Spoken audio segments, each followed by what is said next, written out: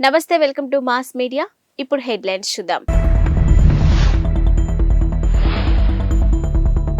ఢిల్లీలో ఈ మధ్యాహ్నం దీక్షకు దిగుతున్న షర్మిల, శరద్ పవార్ తో భేటీ. విశాఖ టెస్ట్ మ్యాచ్ బ్యాటింగ్ ప్రారంభించిన టీమిండియా. సొంత నిర్ణయాలు తీసుకుని ఉద్యోగాలకు ఎసరు తెచ్చుకోవద్దు, హెచ్చరించిన రేవంత్ రెడ్డి. ఏపీసీసీ అధ్యక్షురాలిగా బాధ్యతలను చేపట్టిన షర్మిల రాష్ట్రంలో కాంగ్రెస్ పార్టీకి పూర్వ వైభవం తీసుకొచ్చే దిశగా వడివడిగా అడుగులు వేస్తున్నారు. మొన్నటి వరకు ఉనికిని కోల్పోయినట్టుగా ఉన్న కాంగ్రెస్ పార్టీలో షర్మిల రాక కొత్త హుషారును నింపింది. ఏపీకి ప్రత్యేక హోదా, విభజన హామీలను ఆమె ప్రధాన అస్త్రాలుగా మలుచుకునే ప్రయత్నం చేస్తున్నారు. ఇక ఏపీలో సుడిగాలి పర్యటనలు చేస్తూ ఇప్పటికే వైసీపీ, టీడీపీలపైన విమర్శలు గుప్పిస్తున్నారు షర్మిల. ముఖ్యంగా అధికార వైసీపీని ఆమె పూర్తి స్థాయిలో టార్గెట్ చేస్తున్నారు. దివంగత వైఎస్ఆర్ కు తానే అసలైన వారసురాలినని చెప్పుకునే ప్రయత్నం చేస్తున్నారు. తాజాగా ఆమె తన రాజకీయాన్ని ఢిల్లీకి మార్చారు. ఇక ఏపీకి ప్రత్యేక హోదాను డిమాండ్ చేస్తూ ఢిల్లీలో దీక్ష చేపట్టనున్నారు. విశాఖలో ఇండియా, ఇంగ్లాండ్ జట్ల మధ్య రెండో టెస్ట్ మ్యాచ్ ప్రారంభమైంది. ఇక టాస్ గెలిచిన team India captain Rohit Sharma batting ఎంచుకున్నారు. యశస్వి జైస్వాల్, రోహిత్ శర్మ ఇన్నింగ్స్ ను ప్రారంభించారు. ప్రస్తుతం ఇండియా స్కోర్ 4 ఓవర్లకు 13 పరుగులు. ఇక జైస్వాల్ 9 పరుగులు, రోహిత్ 4 పరుగులతో క్రీజ్ లో ఉన్నారు. ఈ మ్యాచ్ ద్వారా రజత్ పటిదార్ ఆరంగేట్రం చేస్తున్నారు. అయితే సర్ఫరాజ్ కు తుది జట్టులో అవకాశం దక్కలేదు. ప్రజలను ఇబ్బందులకు గురి చేసి ప్రభుత్వానికి చెడ్డ పేరు తెస్తే ఉపేక్షించేది లేదని ముఖ్యమంత్రి రేవంత్ రెడ్డి హెచ్చరించారు. ఇక ప్రభుత్వ అనుమతి లేకుండా తోచినట్టుగా సొంత నిర్ణయాలు తీసుకుంటే కఠిన చర్యలు తప్పవన్నారు.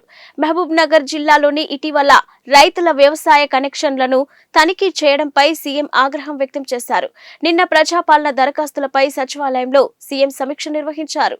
ఈ సందర్భంగా వ్యవసాయ కనెక్షన్ల తనిఖీ అంశం చర్చకు వచ్చింది. ఇక రైతుల వ్యవసాయ కనెక్షన్లపై సర్వే చేయాలని చెప్పింది ఎవరని, ఆ ఆదేశాలు ఇచ్చింది ఎవరని ట్రాన్స్కో సీఎండీ రిజ్వీని సీఎం ప్రశ్నించారు. అయితే బాధ్యులైన అధికారులపై చర్యలు తీసుకున్నారా అని ఆరా తీశారు. సమీక్షకు హాజరైన డిప్యూటీ సీఎం, విద్యుత్ శాఖ మంత్రి మల్లు భట్టి విక్రమార్క స్పందిస్తూ ఈ విషయం తన దృష్టికి కూడా వచ్చిందన్నారు.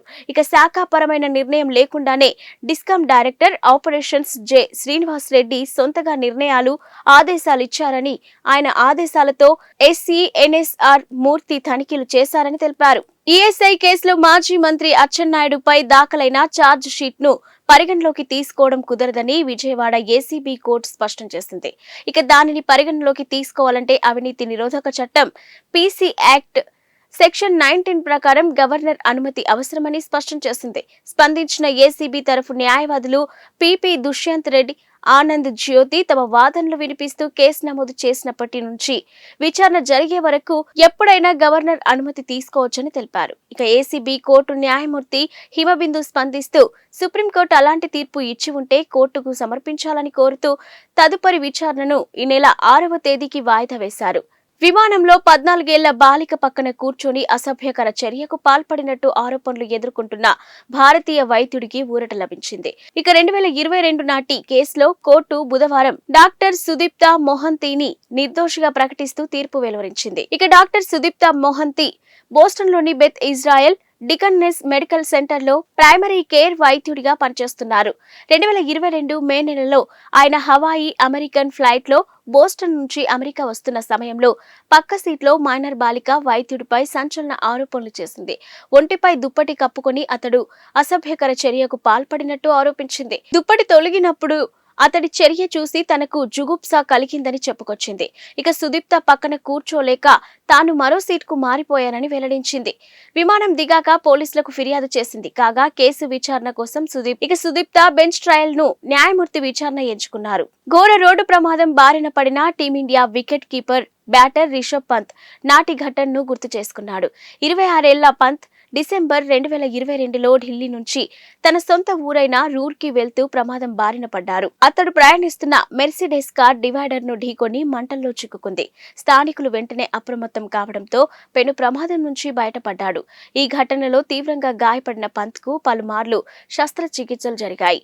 ప్రస్తుతం పూర్తిగా కోలుకున్న పంత్ జట్టులో తిరిగి చోటు కోసం ఎదురు చూస్తున్నాడు. ఈ ప్రమాదంపై తాజాగా పంత్ పెదవి విప్పాడు. స్టార్ స్పోర్ట్స్ తో మాట్లాడుతూ ప్రమాదంలో కుడికాలు స్థానభ్రంశం చెందిందని, తర్వాత దానిని యథాస్థానంలో ఉంచాల్సి వచ్చిందని గుర్తు చేసుకున్నాడు.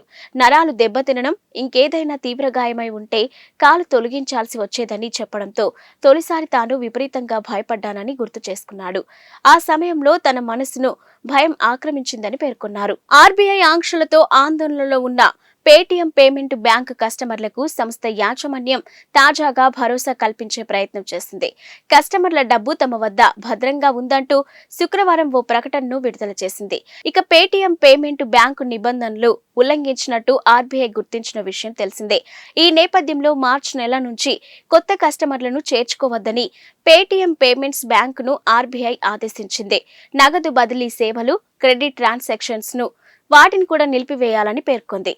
ఇక ఈ నేపథ్యంలో కస్టమర్ల సందేహాలను నివృత్తి చేసేందుకు సంస్థ శుక్రవారం కీలక ప్రకటన చేసింది. ఫిబ్రవరి 29 తర్వాత కస్టమర్లు తమ అకౌంట్లు, వాలెట్లలో డబ్బులు జమ చేసేందుకు అనుమతి ఉండదని పేర్కొంది. మాల్దీవుల ఆర్థిక సాయంలో కోత పెట్టిన భారత్. గతేడాది మాల్దీవులకు అంచనాలకు మించి సాయం చేసిన భారత్ ఈ ఏడాది మాత్రం బడ్జెట్లో కోత పెట్టింది. అయితే దౌత్య వివాదం నేపథ్యంలోనే భారత్ నిర్ణయానికి ప్రాధాన్యం ఏర్పడింది.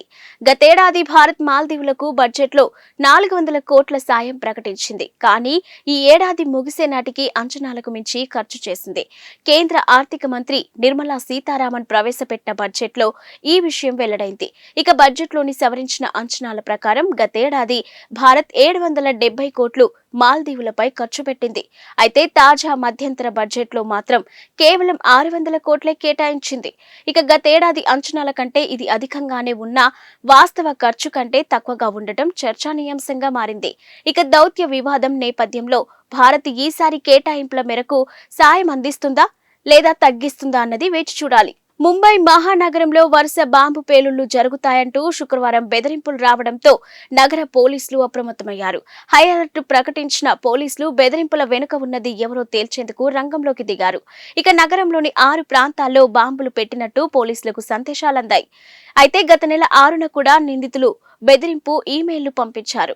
ఇక కొలాబా ప్రాంతంలోని ఛత్రపతి శివాజీ వాస్తు సంగ్రహాలయ, వరెల్లీలోని నెహ్రూ సైన్స్ సెంటర్లో బాంబులు అమర్చినట్టు బెదిరింపులు వచ్చాయి. ఇక దీంతో అప్రమత్తమైన ముంబై పోలీసులు బాంబు డిస్పోజల్ స్క్వాడ్, డాగ్ స్క్వాడ్లను ఆయా ప్రాంతాలకు పంపించారు. అయితే అక్కడ ఎటువంటి పేలుడు పదార్థాలు లభించలేదని, ఈ నేపథ్యంలో ఈమెయిల్స్ పంపించిన గుర్తు తెలియని వ్యక్తులపై పోలీసులు కేసు నమోదు చేసి దర్యాప్తు ప్రారంభించారు. తమతో కొంతమంది బీఆర్ఎస్ ఎమ్మెల్యేలు టచ్ లో ఉన్నారని తెలంగాణ ప్రభుత్వ సలహాదారు షబ్బీర్ అలీ అన్నారు. ఇక కామారెడ్డిలో నిర్వహించిన మీడియా సమావేశంలో గురువారం ఆయన మాట్లాడారు. కాంగ్రెస్ ప్రభుత్వం ఉంటుందో పడిపోతుందో అంటూ కేటీఆర్ అహంకారపు మాటలు మాట్లాడుతున్నారని ధ్వజమెత్తారు. ఇక మేం కనుక ద్వారాలు తెరిస్తే బీఆర్ఎస్ ఖాళీ కావడం ఖాయమని షబ్బీర్ అలీ హెచ్చరించారు. కానీ పార్టీలో చేరికల విషయమై తమ అధిష్టానం ఇప్పుడు వద్దని చెప్తుందన్నారు. ఇక పార్టీ ఫిరాయింపులు వద్దనడం వల్ల ఆగామని, లేదంటే ఇతర పార్టీలకు చెందిన వారు కాంగ్రెస్ లో చేరేందుకు సిద్ధంగా ఉన్నారన్నారు. ఇక రానున్న లోక్సభ ఎన్నికల్లో బీఆర్ఎస్ కు ఒక్క సీటు కూడా రాదన్నారు. పార్లమెంటు ఎన్నికలు బీజేపీ, కాంగ్రెస్ల మధ్యనే పోటీ ఉందని జోస్యం చెప్పారు. ఇక 10 ఏళ్లలో తెలంగాణను కేసీఆర్ కుటుంబం లూటీ చేసిందని ఆరోపించారు. తాము అధికారంలోకి వచ్చి 2 నెలలు కూడా కాలేదని, అప్పుడే బీఆర్ఎస్ నేతలు విషం చిమ్ముతున్నారన్నారు. ఇక ఏడాదిలో 2 లక్షల ఉద్యోగాలు ఇప్పిస్తామని షబ్బీర్ అలీ పునరుద్ఘాటించారు. ఇవి ఇప్పటివరకున్న బులెటిన్ అప్డేట్స్.